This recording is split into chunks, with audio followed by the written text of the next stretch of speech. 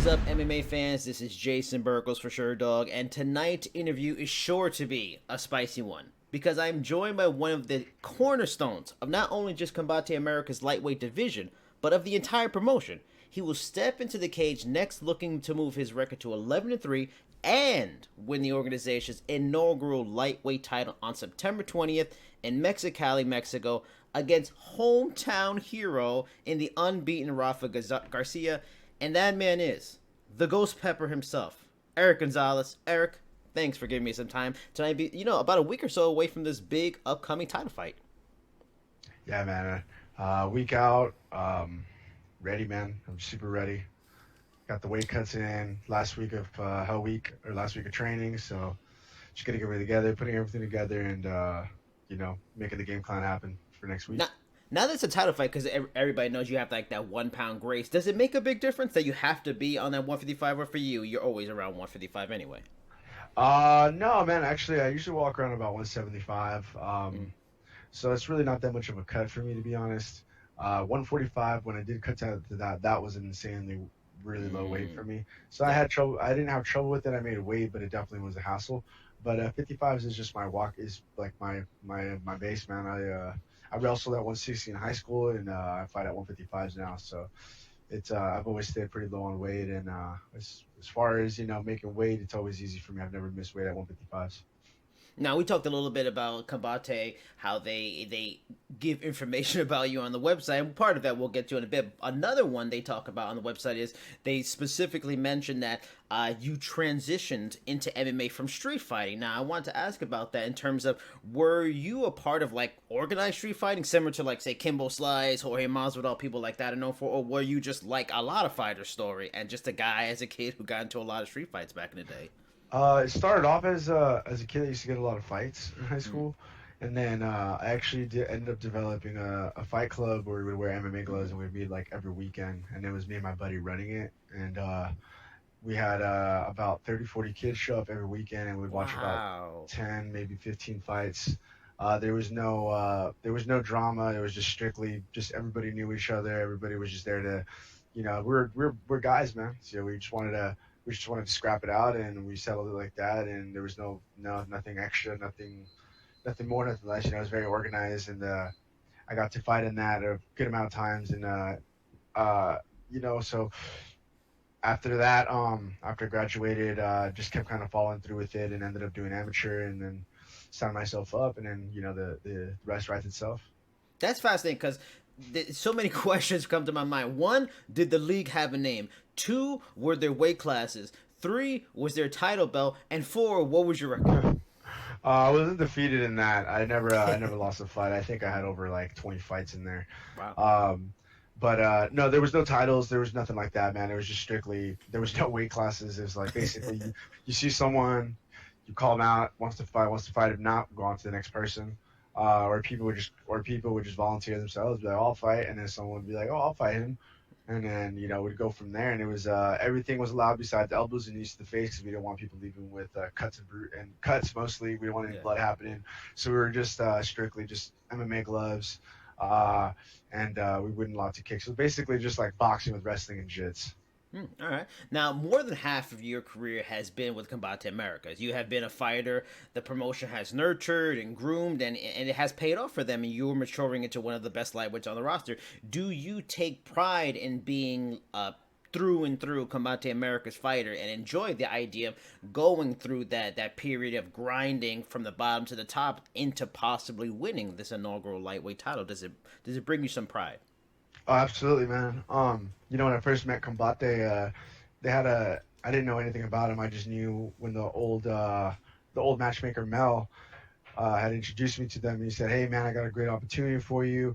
It's a really up and coming promotion, and I think it'd be really good for you. You're Hispanic, you speak Spanish, and and you're a good fighter." So I ended up signed up with them, and then after my first fight, they offered me a contract right after that for a 3-fight contract. Did that, and to be honest, man, I wasn't expecting anything crazy, but I take a lot of pride in being one of the few guys that started from the beginning of Combate, when before they went to Azteca, before they went to Univision, Dazen, before they went to UFC Fight Pass, and before all that stuff, And I think that it's a thing that people don't really look at, but at the same, but knowing my history with Combate, this I take a lot of pride in that, man, because I've worked my butt off for 3 years, 3 years, and not many people could say that they've been working for 3 years of the promotions at the beginning, and to be the first ever inaugural lightweight, that's going to be history right there written, because Combate will be going a lot farther and they're getting a lot bigger. So to be one of the first ever lightweight title holders, which will happen, I have a lot of confidence in myself and I know that I'll make it happen. So I think it's a big honor, man, and I'm gonna definitely be taking this with me wherever I go. And now I'm glad you mentioned, you talking about your manager bringing up that, that you speak Spanish, Combate makes sense. Now, the fascinating thing in this sport, and it's changed because the sport's growing. This is a great period in the sport with a lot of great promotions coming up. But for fighters not in the UFC, you always have that issue because for casual fans, they don't know the other organizations. And it seems like Combate Americas has even more of an issue getting out there, unfairly so, where a lot of people aren't recognizing that it's a very good promotion, doing a lot of big things, but because it's more in Spanish speaking networks Yeah. and markets and stuff like that. Do you have that same kind of thing, like getting that message out there, or do a lot of your friends, family, Spanish speaking, relatives, do they kind of dig it and they appreciate that you're a part of something like that that's geared to the Latin American audience? Um, I grew up in a very like a South Torrance, like a Torrance, kind of like a well-off area for the most part. After when I went to middle school and I moved over here, so a lot of the people that I grew up with, unless they were Hispanic, have a Latin base or a Hispanic family. They didn't really know about Univision or anything. Mm. So a lot of people were just like, oh, to them they just see another fight for me. But as far as family and people that were actually Latin based and that I have the friends that I have that know about Univision, Deportes and all that. And they're actually very happy and very proud of me. And my family's very proud of me because especially my grandparents, just because they see me on television and it trips them out a little bit. They get nervous. When I've had interviews with my grandparents, they were both really nervous. So like to me, that just shows the how prideful they are because in order to start sweating from your palms, you got to be pretty nervous, and feeling when I was with my grandma my last interview, she was the first time they've ever interviewed her. She was very nervous, and I had to kind of help calm her down a little bit.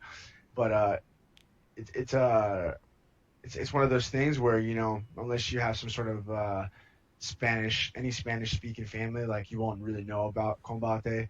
Mm-hmm. Um, but if you've gone through me and you know me, now you know who Combate is in the South Bay. They all, people that know me, they all know who I'm fighting for, and they all know I'm having a lightweight fight, and I have Mm. an amazing support system back here in Torrance.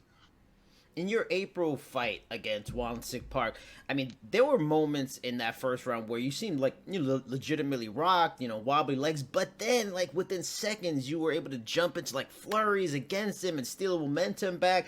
I mean, that is not something every person, let alone every fighter, can do. Where do you feel you get that sort of inner grit and toughness? Where's that come from? Does it come from, you mentioned you did wrestling in high school, does it come from the fight club that you had? Like, where's that toughness come from? Because that's not, everybody can't do that kind of stuff. Uh, I just don't limit myself, man. A lot of fighters, there's a lot of mental cases that you see, not like crazy, but like a lot of guys that doubt themselves. Mm. And I train, and I've been doing this for a little while now, and I have complete confidence in my abilities. I've tested my chin now, and when it comes to being rocked and being dazed or anything, because in that fight I did get rocked twice, and you could see it on my legs, you could see it when I got hit. But that drive it just comes from being a fighter my entire life, man. I've gone through a lot of struggles as a kid, and I've gone through a lot of stuff with my mom and as far as my family, and that drive just comes from inside, man. There's nothing I can't say. It was from wrestling or it was from fighting when I was a kid. Because as a kid, I was a big crybaby. I was a big little chubby kid, and I think going through all that stuff from being picked on by people and even my cousins messing around with me, my older brother and his friends always getting on me, and I that all that had to play in a part of it and also seeing my mom and the way she struggled.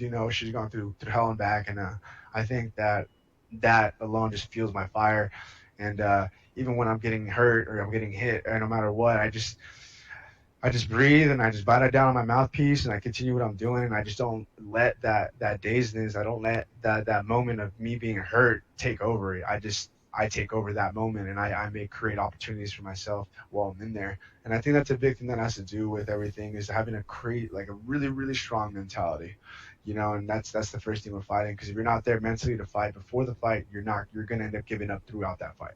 Mm. And the fight was, like I mentioned, highly competitive, back and forth affair, and I'm sure that the performance helped to land you this title fight. Was that because I respect, honestly, a lot of fighters won't admit they get rocked in a fight, and I respect that you mentioned that. Was that by far the toughest fight of your career to date? Yeah, definitely. He was a hard hitter, man. We expected it though. Uh, so I wasn't expecting just to go in there and not get hit. I definitely was expecting the flying knees after I saw his first video. Mm. Blocked every single one of them. I caught all of them. He threw two and I blocked both of them. And but that for sure was the first toughest fight. The second toughest fight I ever had was my debut with Combate, which was against Victor Martinez, and we actually won that to a unanimous decision. Besides that, I mean, I had a fight with Danny Ramirez that I still strongly believe I won in the first round, in the first fight, but then I came and knocked him out the second fight. Give me, because moving on from your last opponent to your next opponent, give me your breakdown on your opponent on the 20th, Rafa Garcia. He's unbeaten, and the majority of his 10 wins are by submission. In your mind, is his ground game as good as his resume would have us believe, or when you look back, if you're looking at tapes of what your coaches are seeing, have his opponents just maybe made mistakes in key moments? Um, you know, I think he has some very good grappling. I just think that a lot of guys didn't were making wrong moves. If you look at his list of guys, in my opinion, they were cherry picked, half of them. But that's just my personal opinion. People probably get offended with by me saying that, but it doesn't really matter. It's just my personal opinion. But no, man, the guy's a great grappler. I don't see much as wrestling that I thought I was going to see once I started rewatching all his tapes. I definitely realized that his strong point is his grappling. Striking isn't there. So, as far as comparing his grappling to my grappling, I think I have an advantage, man. He's just a strong guy with a strong grip. And I'm glad that perfectly transitions into what I was going to ask next in terms of, you feel your grappling's better and, you're not seeing anything necessarily impressive with his striking, because the ideal obviously would be, well, that's his best area, grappling. So stay away from it, stay on the feet, do it that way and test his striking. But is there a part of you that wants to test the grappling because you feel, you've made a name for yourself from your grappling as well as he has? Do you want to test that? Do you want to test his striking? Maybe you feel you're better there, or you kind of, fuck it, I'm going to go with a balanced attack. I'm going to give him some wrestling. I'm going to give him some striking. I'm going to just make him uncomfortable everywhere. Yeah, man, I'm gonna just pressure him, man. I know he's gonna go for the takedown. He's not gonna be able to reach me. I've seen him fighting a lot of tall fighters just like myself, and they had the mistake of not having a proper jab or not having good punches or reactions, and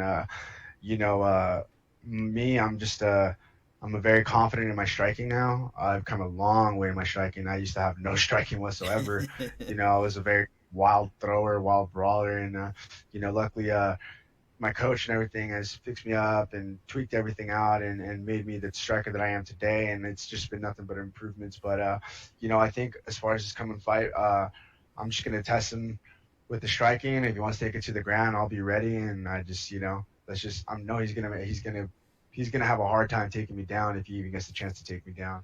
But I'm not too worried about as far as this fight comes along, man. I think that between me and him, I'm gonna just put the pressure on him. Just like you said, man, the pressure is gonna be key to this fight.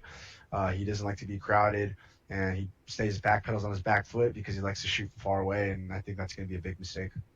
Now, that's fascinating that you bring up how your strikes got better, and it makes complete sense. You became a professional fighter and stuff like that. But I want you to educate the people that are going to watch this, who might be out there like, oh, I could fight in the streets. I'm fighting all the time. Like, tell them you were in a fight club. You beat everybody's ass. You were undefeated. Why is it a big difference to go from street fighting to real, professional fighting? Explain to them why your striking got so much better, even though you were a tough as nails guy beating people up on the streets.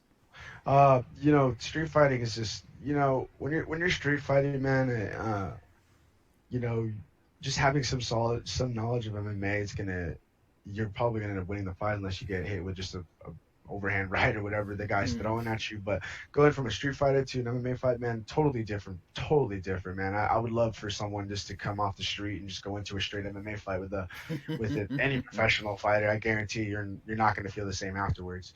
You know, I went from my first amateur fight. Big example. I fought a 26-year-old Marine. I was a 21-year-old kid, and to me, the fact that he was a military guy, it actually had a almost like a little impact in my mind state, because I was like, dude, I'm fighting a guy that's in the military. He's already out of it. He's probably tough as nails. You know, who knows if he shot anybody. So he's got that crazy mindset of just being in the military, and that had a big role in it too. It's like I'm going in there and I'm like, yeah, I've trained or whatever, but I've never been in a fight with somebody that knew what they were doing themselves. I've only been in fights with kids that either I knew they knew how to wrestle, or they knew some jiu-jitsu or no jiu-jitsu, or they've taken maybe 1 or 2 classes of boxing. But to fight someone in the cage is totally different, man, because you realize those wild hooks are not going to do you any justice when he's taking you to the ground with a double leg takedown, and all of a sudden he's on top of you, kicking your ass with some big bombs. Rafa is from Mexicali, so this is just not a home country fighter rep in Mexico. He is from where the event is being held. Despite your popularity with Combate fans, you will be the hated villain, at least in that arena on fight night. Have you been in that role before, and are you looking forward to playing the evil spoiler on the 20th? Yeah, man. Guadalajara fight this year, I was the villain of the place. Went into a place I'd never been to, Guadalajara, his hometown. It was when I fought Alejandro Martinez, and I got booed onto the stage, and I got booed off the stage, and I won the fight. So it's like, to me, that doesn't bug me, man. I've been fighting around big crowds of kids since I was. Is that more exciting when they're booing you? Does it make a difference? Does it get more exciting? Oh, absolutely, man. It makes it so much more worth it. It's one of those things where you're just like, either you let it bring you down or you let it fuel you. And I just, all the vibes and the energy and people screaming, the loud music, the lights on me, lights on him, all that has a big play of how it fueling me and fueling my energy. So I almost just feed off of it very well. I don't really bug me. I don't let it bug me. It's just a different location, but the same setup. We got a cage, we got some lights, and we got a fighter. 3 years in an organization is a long stay for many fighters in this century. There's just so much upheaval, but especially for a fighter like yourself, still very early in your career, despite fighting for a title, in a couple of weeks. What has made your relationship with Combate so strong that you haven't tested the world outside of Combate, where I'm sure there was probably people definitely interested in your services? What has made you say, I'm going to keep rolling with them? They've been here for me. What has made you keep rolling with Combate these last 3 years? My popularity with Combate is very big. The relationship I built with Campbell, Alberto, and every person behind the scenes that nobody gets to see has all had a big role in me wanting to come back. They treat me fairly. You don't always get paid the best sometimes, but they do their best to pay what they can or what you deserve as a fighter, and judging off of your past fights too, though, unless you're having a debut. The big part and the big role with that was that if I leave Combate now, if I would have left Combate, let's say 2 years ago or maybe before I even re-signed my contract after this last fight that I had, that's a lot of ground I'm losing too, man. I built a base there. I built a home with Combate, and to leave before I even get a title fight or before I even get to the lightweight tournament, that'd be just like a waste of my time. You know what I'm saying? Those opportunities, like being in the tournament, having the lightweight opportunity, title fight, and all that, those didn't just present themselves in front of me. I made those happen by fighting my way to the top.